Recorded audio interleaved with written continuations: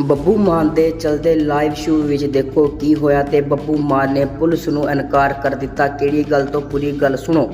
ਬੱਬੂ ਮਾਨ ਬਾਈ ਆਪਣਾ live show ਕਰ ਰਿਹਾ ਸੀ। ਉਸੇ ਵੇਲੇ ਇੱਕ ਫੈਨ ਸਟੇਜ ਤੇ ਚੜ੍ਹਨ ਦੀ ਕੋਸ਼ਿਸ਼ ਕੀਤੀ ਤੇ ਫਟਾਫਟ ਚੜ੍ਹ ਗਿਆ, ਲੇਕਿਨ ਉਸੇ ਵੇਲੇ ਸਿਕਿਉਰਿਟੀ ਗਾਰਡ ਆਏ ਉਹਨੂੰ ਚੱਕ ਕੇ ਲੈ ਗਏ।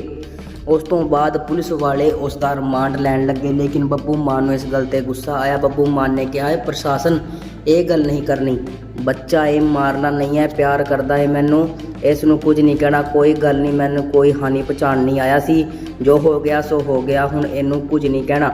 ਬੱਬੂ ਮਾਨ ਦੀ ਇਹ ਦਰਿਆਦਿਲੀ ਦੇਖ ਕੇ ਹਰ ਫੈਨ ਦੀਆਂ ਅੱਖਾਂ ਨਮ ਹੋ ਗਿਆ ਕਿ ਕਿੰਨਾ ਪਿਆਰ ਕਰਦਾ ਬੱਬੂ ਮਾਨ ਆਪਣੇ ਫੈਨਾਂ ਨੂੰ।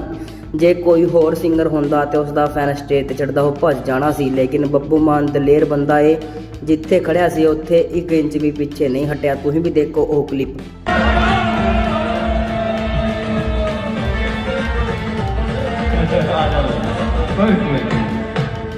मारे ना मारे ना मारे ना मारे ना